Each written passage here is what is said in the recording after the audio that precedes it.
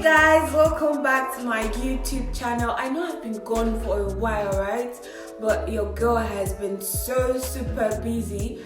I was like, I just came back and I was looking for a new house to move into, trying to figure out my timetable and just figuring out everything. So today we are going to be talking about I'm going to be answering the most asked question on my social media, even when I've not started this channel. So it's two, but we're going to talk about it. We're going to take things softly, easy. So let's get right into it.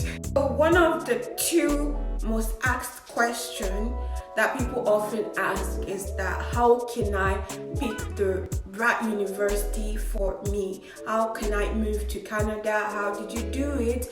What can you tell me the process? Recommend a school, things like that. I get this question almost every day. So today I'm going to give step by step how to find the right university for you.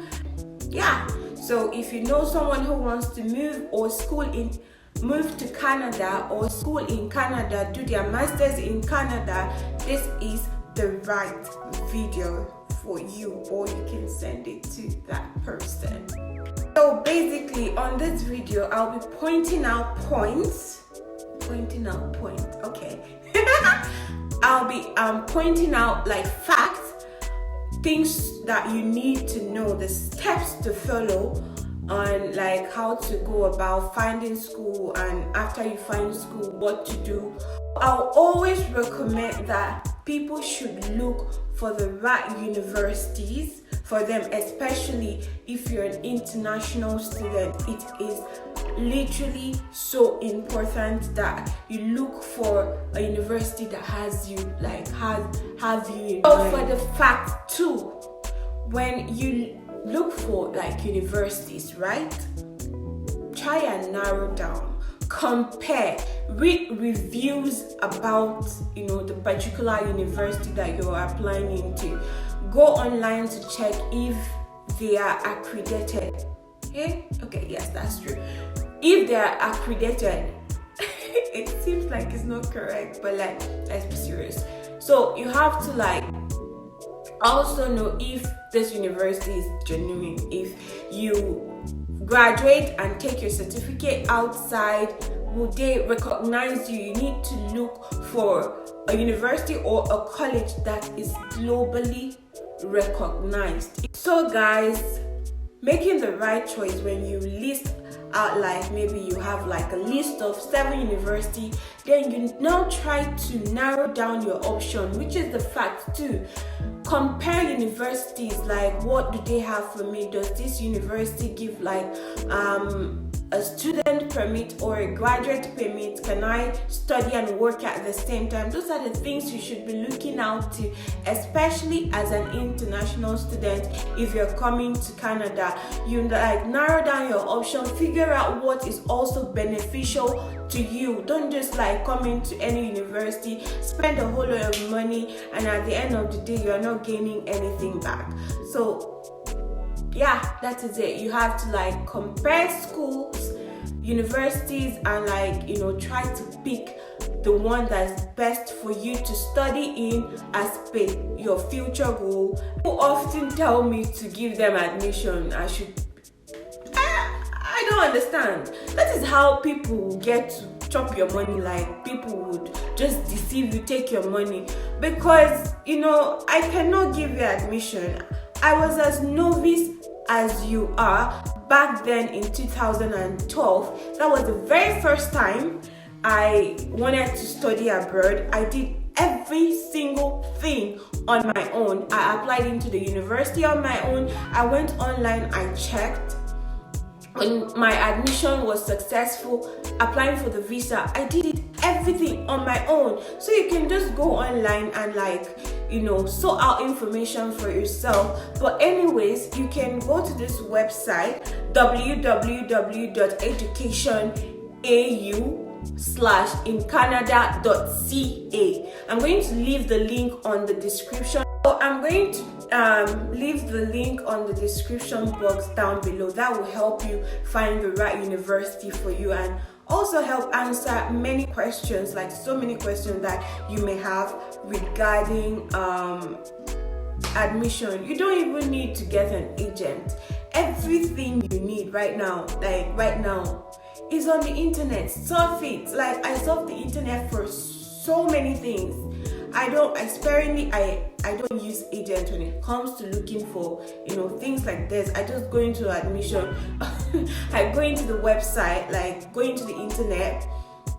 I look for 2 to 3 schools that I might like and just apply into it, and I'm always getting it. So fact 3, when looking for a university, you want to make sure that what you're getting is a degree. Like, if you're doing bachelor's, you get a bachelor's degree, not going to school like 2 years just to get, or 3 years just to get, like, what do they call it, a diploma at the end of the day. So you have to make sure what qualification are they doing. And some schools, they are very, very good. They offer dual qualification, which they call it dual degree, right? So you can, like, while you're studying, for example, media communication, you can also get a certificate in business, something like that. But I know that some universities, they offer dual degree. So rather than you going to school to get diploma, make sure that what you're getting is like the real thing you get. So you really want to be sure of what certificate you'll be getting at the end of the day, and the weight of the certificate. You really want to be sure about that, right? So don't forget to check. Don't be blind to that area, because it's going to be fucked up that you've spent 3 years and you're just getting just like a diploma, not like the main certificate, the main degree. You understand? So do you need a visa to get to Canada? This, how I got my visa process, is going to be on my next video, not on this one.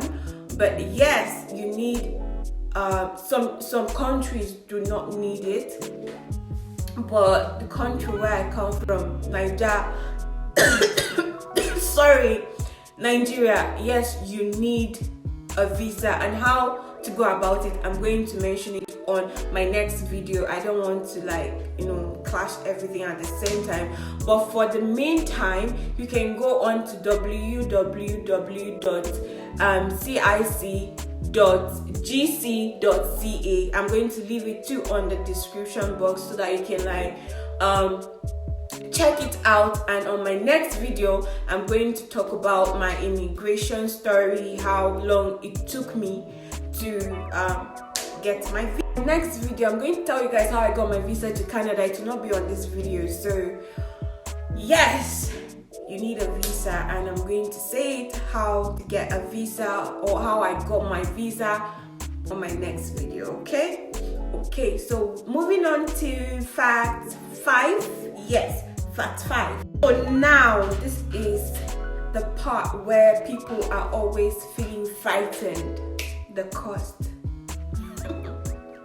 How much is tuition? How much do you pay? Are you on scholarship? I'm not on scholarship. No, I'm not on scholarship. And the tuition here, okay, let me break it down so that you can understand. Let me break it down. Well, tuition varies per province, that's per city, right? And man, it's actually expensive though, because every 3 months you have to pay 8,000 plus Canadian dollars. It's on a high side. It's on the high side. So you calculate how much, like $8,000 plus times 3. It's expensive. So make sure that your financial background is quite strong, because it's expensive.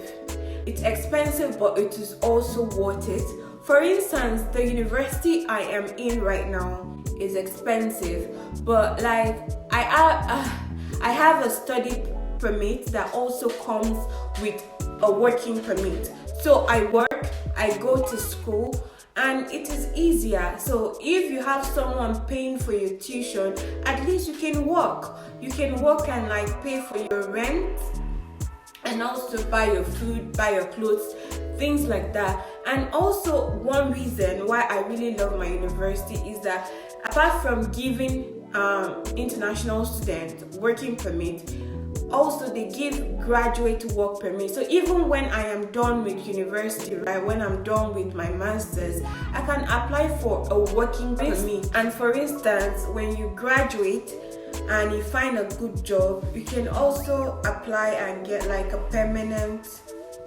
resident card here, which is good. So for the cost, you should budget just say 8,000 per semester. Yeah, 8,000 Canadian dollars per semester. It is quite expensive. So working as a student, how much you can make in a month? Currently the minimum wage in Vancouver is about $13.85. That's per hour. So you multiply $13.85 times 8. That's how much you will make in a day.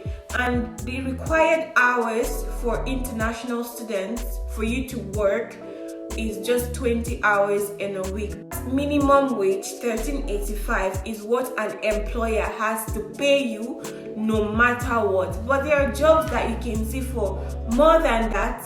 For example, like $16, $15, $17, up to $35, depending on where you see a job. But if it's just like all this normal job, that's you're going to get minimum wage. But if it's something that you can do with your certificate, or something more, you can make more money while working. So for cost of living, it is expensive, especially when it comes to do with housing. Houses, finding an accommodation here is expensive. Like, it's expensive. It's expensive. Example, if you're living in downtown Vancouver, you pay a lot. It's very pricey, and that is the most expensive area. That was where I was living before I moved here. Here is about like 20 to 25 minutes to school by bus, and there is 15 minutes working. Where I was living was 15 before now was 15 minutes working, then like 10 minutes by bus. Yes, and this place I'm living right now, I just moved into, it's not cheap. The other side was not cheap either. Where I was like in downtown, a room I am sharing with someone, I used to pay $1,250 every month. 1,250 Canadian dollars. That's a shared room. It's not like the room is to myself. I'm sharing it with someone else. Depends on where your university is or where you choose to stay. Like if you attend my school and you choose to stay in Surrey or in Burnaby, you can get a room, a private room for that matter, for about $500, $600, because I know my friend, like someone who used to pay that much for a private room. And how much is $500 a month? Is not cheap either. So for the transportation is very, very good. For $95, you can get a Compass card. That Compass card works with SkyTrain, with trains, with buses. The transportation here is not that difficult. It's not that hard at all. Now over to food. So talking about food, I would say food here is on the average. Yeah, it's on the average. Yes, I don't find it too expensive, and I don't find it too cheap either. So what is expensive is African food. Lastly, when should I apply? People also ask when is the best time to apply and how long it takes for you to gain an admission. For instance, if you want to start in summer, which is June, July, or fall, which is September, October, November, yes, you start applying from January. Like seriously, when I was applying into my university, Jesus Christ, God, what they required, like what they wanted, was so much that I got pissed. Like, oh my God, it was unbelievable. I got so angry to a point I was like, let me just leave it first. But at the end of the day, they gave me a conditional admission, which meant I was qualified. So it was just getting those few things to make everything. But my admission took me six months. Yeah, close to 6 to 4 months for me to get it. And it was the hardest school I had ever applied into. I was so mad at them.